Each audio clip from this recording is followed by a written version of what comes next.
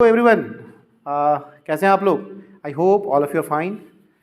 आज मैं फिर दोबारा एक और क्वेश्चन मैंने लिया है कैश फ्लो स्टेटमेंट का, जिसमें मैंने प्रीवियस वीडियो में आप लोगों को बताया था कि कैसे कैश फ्लो स्टेटमेंट का जो क्वेश्चन होता है, जिसमें फर्स्ट एक्टिविटी जो था वो एक्टिविटी था हमारा ऑपरेटिंग एक्टिविटीज़। ऑपरेटिंग एक्टिविटीज़ से कैसे क्वेश्चन सॉल्व किया जाता है, क्योंकि ऑपरेटिंग एक्टिविटीज़ बताने के बाद मैं जो नेक्स्ट बताने वाले हूँ, जो नेक्स्ट वीडियो में बताऊँगा, वो है इन्वेस्टिंग एक्टिविटीज़।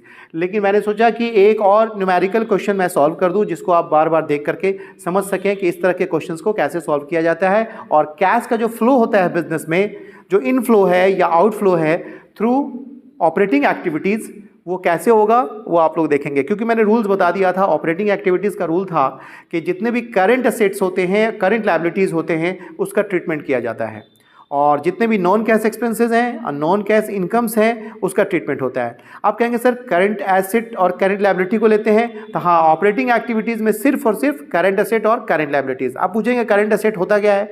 तो करंट असेट जैसे डेटर, स्टॉक, बिल रिसीवेबल, ये सब ऐसे एसेट्स हैं जिसको ईजिली जो है कैश में कन्वर्ट किया जा सकता है, ठीक है। और करंट लायबिलिटी जो मैंने बताया था आपको, प्रीवियस वीडियो में बताया था कि करंट लायबिलिटी जो होता है वो जिसका पेमेंट हम लोग जो है मतलब शॉर्ट पीरियड का होता है, उसको विद इन 1 ईयर में हम लोग पे भी करते हैं, ठीक है। अब जैसे करंट में आपको बता सकते हैं, करंट लायबिलिटी में आपका बिल्स पेबल होगा, आपका क्रेडिटर हो जाएगा, ये सब करंट लायबिलिटी है। आउटस्टैंडिंग एक्सपेंस हो गया, ये करंट लायबिलिटी हो जाता है। तो यहाँ पे देखना है कि इस मेथड में, ऑपरेटिंग एक्टिविटीज़ वाले मेथड में, जो इनडायरेक्ट मेथड होता है, उसमें अगर एसेट, करंट एसेट इंक्रीज कर रहा है तो लेस करेंगे, और करंट एसेट अगर डिक्रीज कर रहा है तो ऐड करेंगे। लायबिलिटीज़ अगर इंक्रीज कर रहा है तो वो लेस, डिक्रीज कर रहा है तो लेस, इंक्रीज कर रहा है तो ऐड करेंगे। यानी कि इसमें पॉजिटिव है और करंट असेट के केस में नेगेटिव होगा, यानी प्लस तो माइनस, माइनस तो प्लस। लायबिलिटी ऐसा क्यों होता है? मैंने बताया था कि अगर मान लीजिए आपका 50,000 का क्रेडिटर है, 50,000 का क्रेडिटर है, अगर आपने उसे पे कर दिया तो आपका क्रेडिटर तो माइनस हो जाएगा, क्रेडिटर तो एंड हो जाएगा। आपने पे कर दिया और साथ साथ आपका कैश भी क्या होगा, डिक्रीज हो जाएगा। जब आप पे करते हैं किसी लायबिलिटी को तो लायबिलिटी भी डिक्रीज होता है और आपका कैश भी डिक्रीज होगा। तो इसलिए प्लस तो प्लस, माइनस तो माइनस। क्लियर? अब मैं इस क्वेश्चन को सॉल्व करूंगा। रूल मैंने बता दिया फिर से। कहता है यहाँ, from the following information as certain cash flow from operating activities. इसमें ये बहुत सारे आइटम्स दे रखा है, ठीक है। इस आइटम को देखना है और सोचना है कौन से आइटम को प्लस करना है, कौन से आइटम को माइनस करना है। तो cash flow from operating activities हम लोग कैसे फाइंड करेंगे? सबसे पहले आप हेडिंग लिखेंगे, cash flow from operating activity.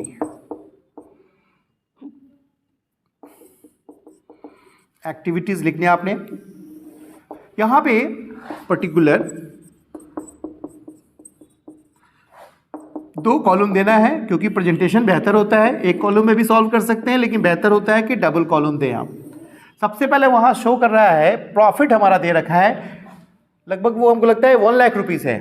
तो प्रॉफिट ड्यूरिंग द ईयर या प्रॉफिट ड्यूरिंग द ईयर, ठीक है। ये सारे इंफॉर्मेशन के बाद वो हमारा कितना था, 1 लाख रुपया प्रॉफिट दे रखा है। तो प्रॉफिट हो या लॉस हो वो यहाँ शो करना। अगर लॉस है तो उसको ब्रैकेट में दिखाएंगे, क्योंकि वो माइनस करना होता है। ये प्रॉफिट मैंने शो किया। डेप्रिसिएशन हमारा नॉन कैश एक्सपेंस है, इसके लिए हमको कैश पे करना नहीं होता है। तो इस डेप्रिसिएशन को हम लोग क्या करेंगे, ऐड करेंगे। ये डेप्रिसिएशन हमारा कितना है, 20,000 मैंने इसको शो कर दिया फर्स्ट वाले कॉलम में। सारा ट्रीटमेंट इसमें करना है फर्स्ट वाले कॉलम में, लास्ट में डिटेल लास्ट वाले कॉलम में लिखना है। Transfer of general reserve, general reserve 30,000 जो कि प्रॉफिट का पार्ट होता है, तो ट्रांसफर किया जनरल रिजर्व में, तो यहाँ पे कैश इंक्रीज हो जाता है। तो यहाँ लिखेंगे ऐड ट्रांसफर ऑफ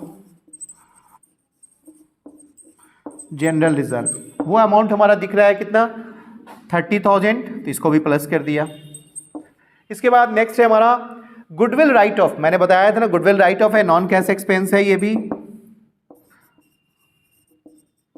जो अमोर्टाइजेशन था प्रीवियस क्वेश्चन में मैंने बताया था, गुडविल अमोर्टाइजेशन या राइट ऑफ कह सकते हैं, या रिटर्न ऑफ। ये हमारा है रिटर्न ऑफ कितना 7,000 शो कर देंगे। नेक्स्ट है हमारा gain on sale of machinery. Machinery को अगर मैंने बेचा तो हमको गेन हो रहा है, तो नॉन कैश इनकम होता है, नॉन कैश इनकम को लेस करते हैं, तो लेस वाले आइटम को नीचे लिखता हूं मैं, gain on sale of machinery. तो मशीनरी को जो सेल किया गया है उस पर हमारा गेन हो रहा है, कितना हो रहा है गेन 3,000 का, 3,000 यहां दिखा देना है लेस में। नेक्स्ट है हमारा इंक्रीज इन डेटर। डेटर अगर बढ़ जाता है तो मैंने बताया था ना, एसेट अगर बढ़ता है तो उसको लेस करते हैं, less increase in debtor, increase in debtor. Amount हमारा कितना शो कर रहा है वहां पे, इंक्रीज इन डेटर 6,000 इंक्रीज हुआ तो लेस कर दिया। इंक्रीज इन क्रेडिटर, ये बढ़ रहा है ना, तो यहां पे ऐड करेंगे, इंक्रीज इन क्रेडिटर। लायबिलिटी के केस में मैंने बताया था इंक्रीज होगा तो इंक्रीज करेंगे और डिक्रीज होगा तो डिक्रीज करेंगे। नेक्स्ट हमारा इंक्रीज इन प्रीपेड एक्सपेंस, ये हमारा एसेट है, एसेट बढ़ता है तो लेस करते हैं, less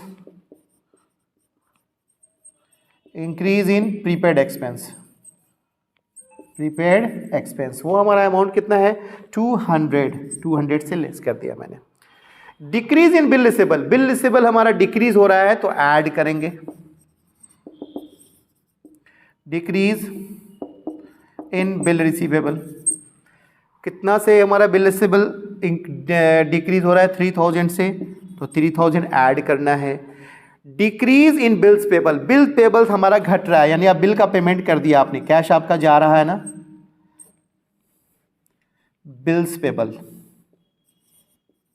decrease in bills payable. वो अमाउंट हमारा कितना है 4,000 है, 4,000 शो कर दिया यहां।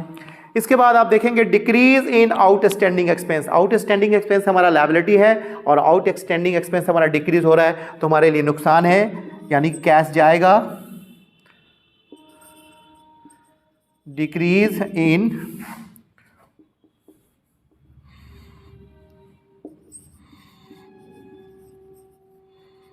इन आउटस्टैंडिंग एक्सपेंसेस। वो हमारा है अमाउंट कितना 2,000। अब देखिए अब क्या करना है, जो प्लस वाले आइटम है उसको अलग करना है और माइनस वाले आइटम को अलग करना है।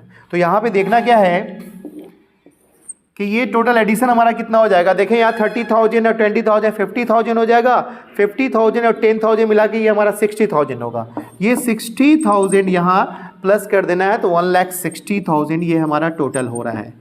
20 और 30 50 और 10 60 और ये हो गया 1,60,000। और ये माइनस वाले जितने आइटम्स हैं वो कितने आइटम हैं, 5 हो जाएगा, 6 है तो 11 हो जाएगा, 11 और 4 15,200 हो जाएगा। ये 15,200 हमारा लेस है, इसको ब्रैकेट में शो करना है जो कि आपको माइनस करना है।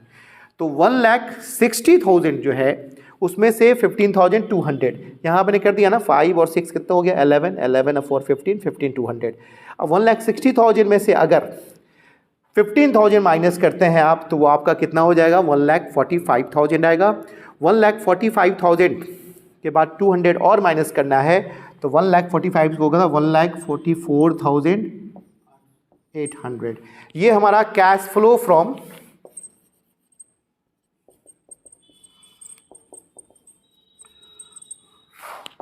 ऑपरेटिंग एक्टिविटीज, इसको लिख देना है। ये मैंने सॉल्व किया, इस तरह से आप क्वेश्चन सॉल्व कर सकते हैं। आई होप कि आप अच्छे से इसको समझ गए होंगे, बार बार इस वीडियो को देखेंगे जिससे आप इजीली इस तरह के क्वेश्चंस जो आपके बुक में होंगे, चाहे वो किसी भी राइटर्स की बुक है, चाहे वो टी एस ग्रेवाल का हो, चाहे वो वीके पब्लिकेशन का हो, चाहे एसपीपीडी का बुक हो, आप किसी भी बुक से इसको ठीक है सॉल्व कर सकते हैं। और ये बहुत ईजी है। इसके बाद जो मैं नेक्स्ट वीडियो लेकर आऊँगा वो होगा आपका इन्वेस्टिंग एक्टिविटीज़ का। तो इतना आज के वीडियो में काफ़ी है, तो इतना आप लोग बार बार करें और इस चैनल को जो है सब्सक्राइब करें, बेल आइकन को प्रेस करें और शेयर कमेंट करना न भूलें। Thank you.